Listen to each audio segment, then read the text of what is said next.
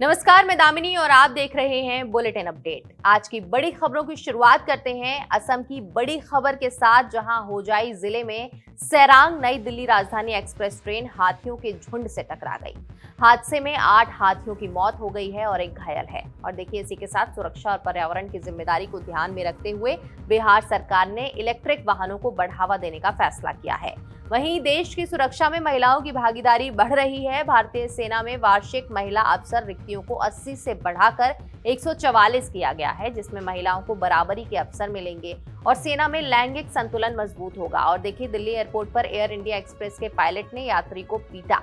मंत्रालय ने तुरंत पायलट पर फ्लाइट रोक लगाई और मामले की जांच शुरू कर दी है। वित्तीय जिम्मेदारी की बात करें तो 1xBet केस में ईडी ने युवराज सिंह, रॉबिन उथप्पा और कई बॉलीवुड सितारों की करोड़ों रुपए की संपत्तियां अटैच की हैं।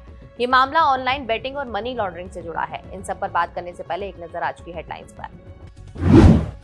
अमेरिका का सीरिया में 70 से ज्यादा ठिकानों पर अटैक। अमेरिका ने सैनिकों की मौत के बाद ऑपरेशन हॉकआई किया शुरू। राष्ट्रपति ट्रंप बोले, वादा पूरा किया। अमेरिका ने ग्रीन कार्ड लॉटरी प्रोग्राम किया सस्पेंड। 2 यूनिवर्सिटी में गोलीबारी के बाद लिया फैसला। 50,000 लोगों पर होगा असर।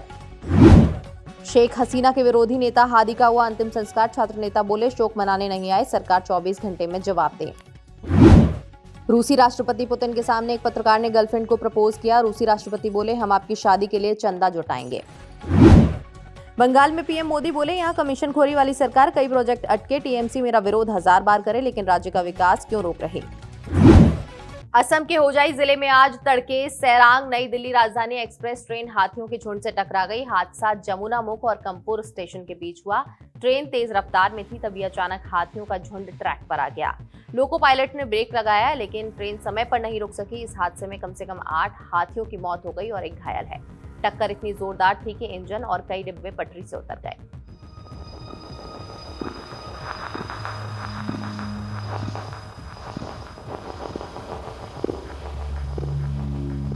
असम के होजाई जिले में आज तड़के सुबह एक गंभीर रेल हादसा हुआ, जहां सैरांग नई दिल्ली राजधानी एक्सप्रेस ट्रेन हाथियों के एक झुंड से टकरा गई। ये हादसा सुबह करीब 2 बजे जमुना मुख और कंपुर रेलवे स्टेशन के बीच हुआ है। ये इलाका लुमडिंग रेल डिवीजन के अंतर्गत आता है। शुरुआती जानकारी के अनुसार ट्रेन अपने तय रास्ते पर तेज रफ्तार से आगे बढ़ रही थी।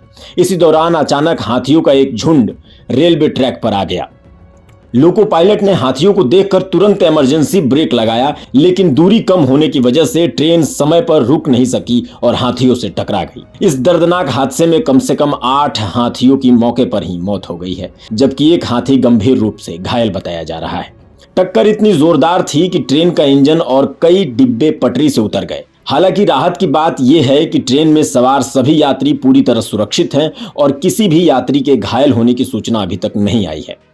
हादसे की जानकारी मिलते ही रेलवे प्रशासन, वन विभाग और स्थानीय पुलिस तुरंत मौके पर पहुंच गई है। घायल हाथियों को वन विभाग की निगरानी में इलाज दिया जा रहा है, जबकि मृत हाथियों को रेलवे ट्रैक से हटाने का काम सावधानी से किया जा रहा है। हादसे के बाद इस रूट पर रेल यातायात प्रभावित हुआ है। कई ट्रेनों को दूसरे रास्तों से भेजा गया और कुछ ट्रेनों को अस्थायी रूप से रोका गया है। वन विभाग के अधिकारियों का कहना है कि ये इलाका हाथियों के आने जाने का प्राकृतिक रास्ता माना जाता है और रात के समय हाथियों का ट्रैक पर आ जाना आम बात है। इस हादसे ने एक बार फिर जंगल इलाकों में ट्रेनों की तेज रफ्तार और वन जीवों की सुरक्षा व्यवस्था पर गंभीर सवाल खड़े किए हैं। फिलहाल रेलवे और वन विभाग मिलकर पूरे मामले की जांच कर रहे हैं और ये पता लगाने की कोशिश कर रहे हैं कि भविष्य में ऐसे हादसे को कैसे रोका जा सकता है। वहीं बिहार सरकार सड़क और पर्यावरण दोनों के लिए बड़ा कदम उठा रही है। डिप्टी सीएम सम्राट चौधरी ने कहा कि राज्य में ज्यादा से ज्यादा इलेक्ट्रिक वाहन चार्जिंग स्टेशन लगाए जाएंगे। उनका कहना है कि ये कदम भविष्य की जरूरतों और पर्यावरण की सुरक्षा को ध्यान में रखकर उठाया गया है। सम्राट चौधरी ने कहा कि पेट्रोल पंप, ढाबों और रेस्टोरेंट्स पर इलेक्ट्रिक गाड़ियों के लिए चार्जिंग पॉइंट लगाए जाएंगे। इससे न केवल लोगों के लिए इलेक्ट्रिक वाहन इस्तेमाल करना आसान होगा, बल्कि निजी निवेश में भी बढ़ोतरी होगी। इसके अलावा चार्जिंग स्टेशन बनने से स्थानीय लोगों को रोजगार के नए मौके मिलेंगे। यानी ये पहल न सिर्फ पर्यावरण के लिए बल्कि आर्थिक और सामाजिक विकास के लिए भी महत्वपूर्ण है। डिप्टी सीएम ने ये भी कहा कि इलेक्ट्रिक वाहन पेट्रोल और डीजल वाहनों की तुलना में काफी सस्ते हैं और इनका रख रखाव भी कम खर्चीला है। इससे वाहन मालिकों की आर्थिक बचत होगी और इसके साथ ही इलेक्ट्रिक वाहन पर्यावरण के लिए बेहतर है, क्योंकि इनके इस्तेमाल से प्रदूषण कम होता है और कार्बन उत्सर्जन घटता है। इसका सीधा असर जलवायु परिवर्तन से लड़ने की दिशा में भी होगा। बिहार सरकार का ये कदम राज्य को स्वच्छ और हरा भरा बनाने की दिशा में एक बड़ा कदम माना जा रहा है। आने वाले समय में इलेक्ट्रिक वाहन न केवल शहरों की सड़कों पर बल्कि ग्रामीण इलाकों में भी दिखाई देंगे। इस पहल से पर्यावरण संरक्षण, रोजगार सृजन और निजी निवेश तीनों क्षेत्र में लाभ होने की उम्मीद है। भारतीय सेना में महिलाओं के लिए खुशखबरी है। केंद्रीय सरकार ने वार्षिक महिला अफसर रिक्तियों को 80 से बढ़ाकर 144 कर दिया है। इस कदम से सेना में महिलाओं की भागीदारी बढ़ेगी और लैंगिक संतुलन भी मजबूत होगा।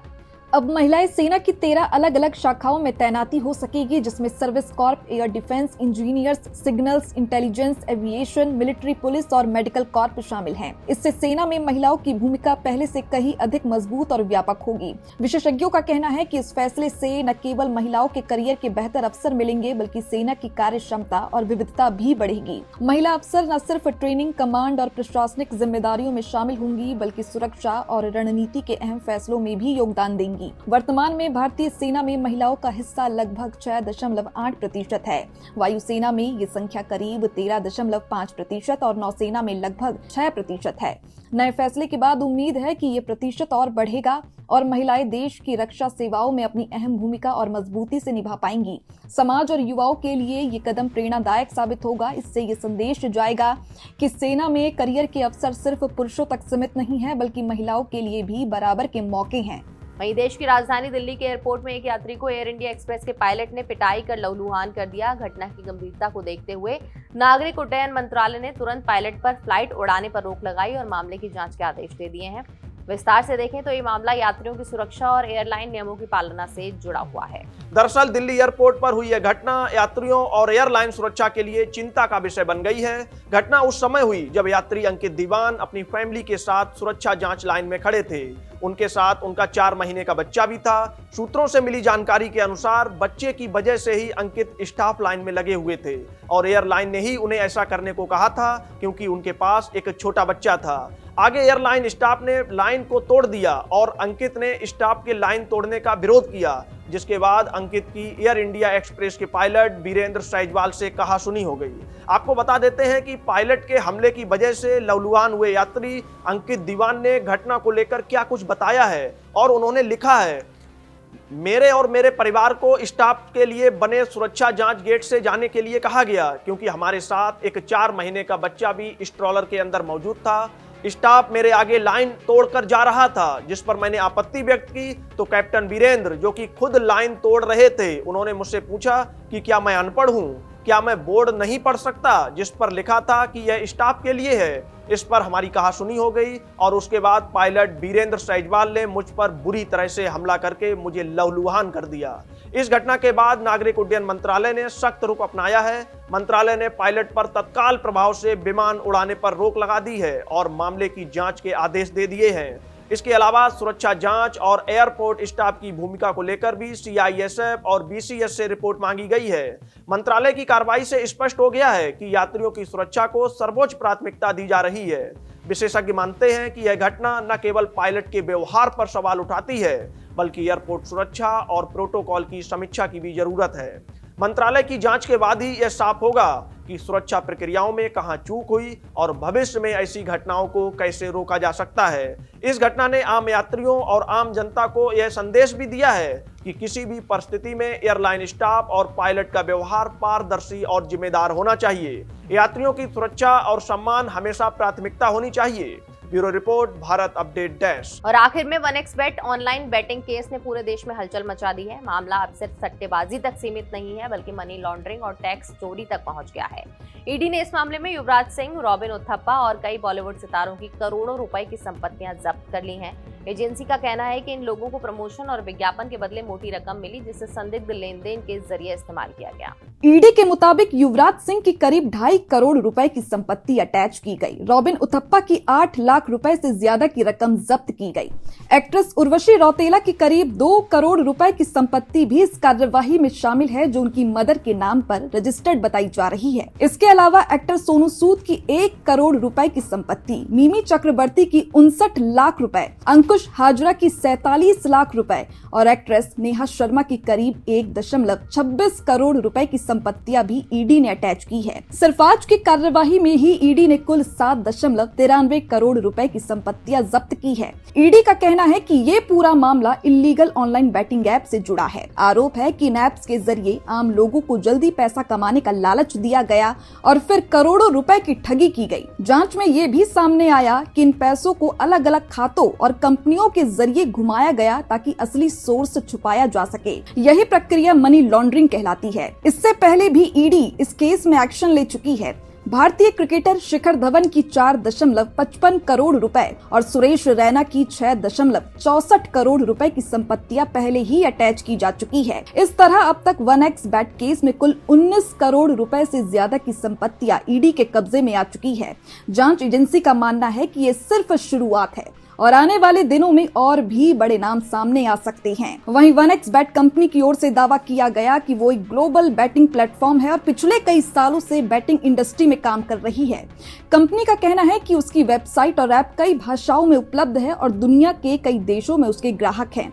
लेकिन भारत में ऑनलाइन बैटिंग को लेकर कानून काफी सख्त है। ऐसे में सवाल उठ रहा है कि क्या नियमों को नजरअंदाज करके यहाँ बैटिंग का बड़ा नेटवर्क खड़ा किया गया।